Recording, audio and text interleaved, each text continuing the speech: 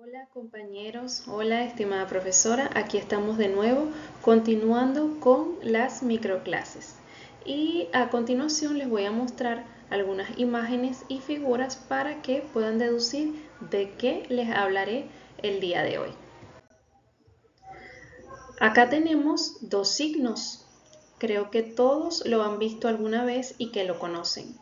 Son los signos que denotan al sexo femenino y al sexo masculino. Pero ¿y si les mostrara la siguiente imagen? Se complica un poco más, ¿cierto? Porque se abre un abanico de posibilidades y de diversidad con respecto a aquello que nos identifica. Y si les muestro esta imagen, acá por ejemplo vemos las figuras de un hombre y una mujer y dentro de los mismos se encuentran los pensamientos, hábitos y actividades que pueden considerarse que son típicos de un hombre y una mujer, aquello que los identifica como tal. Sin embargo, somos mucho más que eso, porque nuestra identidad es mucho más compleja y es precisamente el tema del cual vamos a hablar el día de hoy. Y es la identidad de género. Bienvenidos. Comencemos definiendo algunas nociones básicas y comencemos por lo que es el sexo. El sexo no es más que el conjunto de características biológicas, físicas, anatómicas y fisiológicas que nos definen a los seres humanos como hombre y como mujer y a los animales como macho y como hembra. El sexo no se elige, el sexo es una etiqueta basada en los genes, hormonas y genitales. Y como el sexo está dado por los genes, nosotros genéticamente estamos formados por una cadena entrelazada de cromosomas, que en el caso de los caballeros está determinado por los cromosomas XY y en el caso de las féminas está designado por los cromosomas XX. Y es que al momento de la fecundación, la mujer proporciona una X y el caballero puede proporcionar otra X para que se dé o se origine el sexo femenino o puede proporcionar una Y para que se origine una persona del sexo masculino. Pero este proceso no está exento de alteraciones y es que es allí donde vienen a aparecer las personas que son intersexuales, la cual vemos acá designada con este signo. Esta es una condición muy poco común en la que una persona presenta discrepancias entre su sexo cromosómico, entre sus gónadas y sus genitales externos y no se ajusta a ninguno de los dos, no se ajusta ni al sexo femenino ni al sexo masculino. Ser hombre, mujer o de cualquier otro género no tiene que ver simplemente con el sexo que te asignan al nacer. El sexo biológico o asignado al momento de nacer es diferente al género y no siempre cuenta tu historia completa ni quién eres. Pero ya veremos mucho más adelante qué significa todo esto. Luego tenemos el género. El género son los roles culturales que te permiten identificar a una persona como masculina y femenina. Esto conforme a los patrones considerados propios de cada género por una sociedad en un determinado momento histórico. ¿Y por qué lo digo de esta manera? Porque el género hoy en día no es lo mismo que era hace unos años atrás o en la época colonial.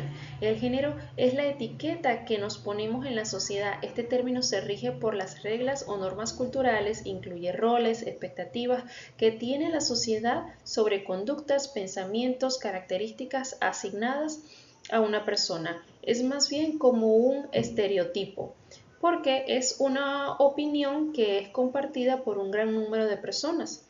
Frecuentemente los estereotipos van acompañados de prejuicios, como por ejemplo, en el caso de las mujeres, este ámbito es privado, familiar, doméstico, afectivo, ya que se pretende que permanezcan y se limiten a la casa. Se les educa en los valores afectivos, la dependencia, la autolimitación de talentos y ambiciones extradomésticas, mientras que a los hombres se les socializa para que se incorporen y progresen en el ámbito público, laboral, profesional, académico, tecnológico, político y científico.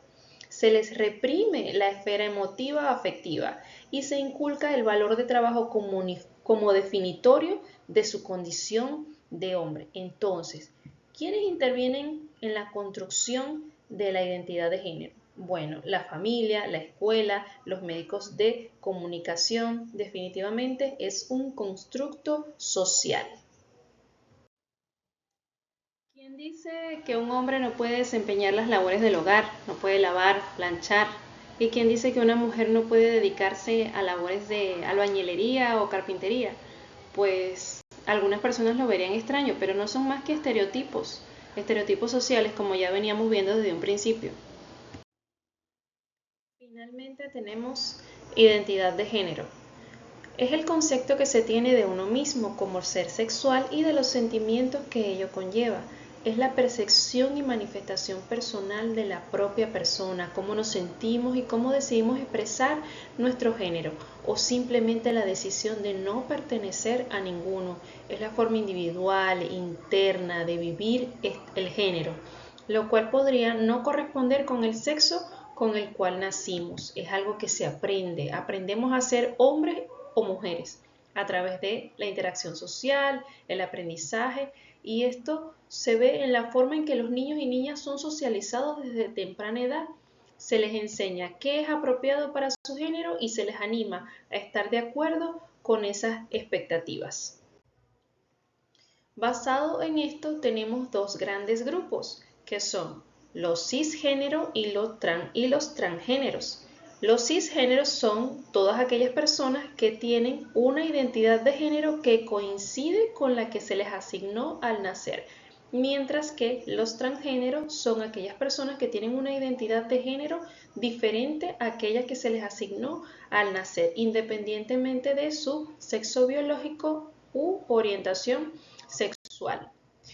Ahora, si bien existe una diversidad de identidades de género, habitualmente se considera un espectro con dos extremos: la identidad atribuida a las mujeres y la relacionada con los hombres. Es lo que llamamos hoy en día como binarismo de género, porque solo existe femenino o masculino, y a partir de esto es que vemos las diferentes variaciones o definiciones, como tenemos acá.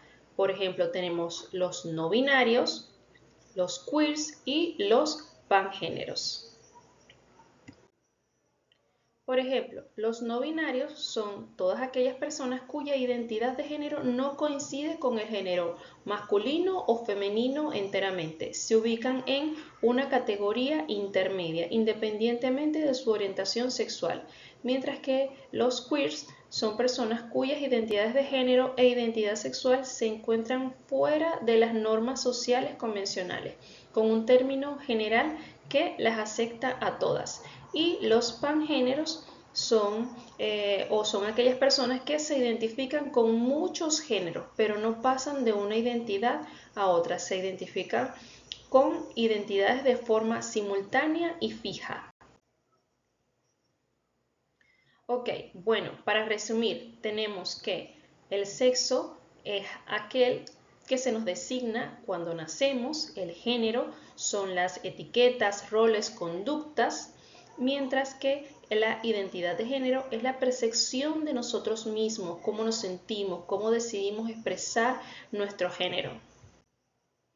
Y bueno, ¿por qué es importante este tema que estamos viendo? Bueno, quiero resaltar que no todas las personas están de acuerdo con las descripciones que hemos visto previamente, como los queers, no binarios.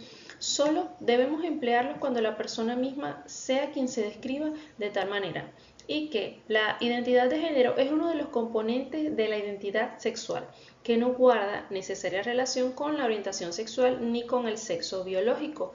Forma parte de los elementos psicológicos para ejercer la sexualidad de manera plena y satisfactoria, independientemente de la orientación sexual.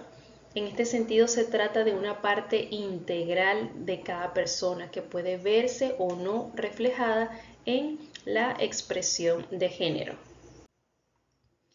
Quiero terminar esta presentación instando a la tolerancia, al respeto, a la inclusión y, por supuesto, no juzgar a nadie por su identidad de género, orientación sexual o forma de vestir. La tolerancia consiste en ver ciertas cosas con el corazón y no con los ojos. Muchas gracias.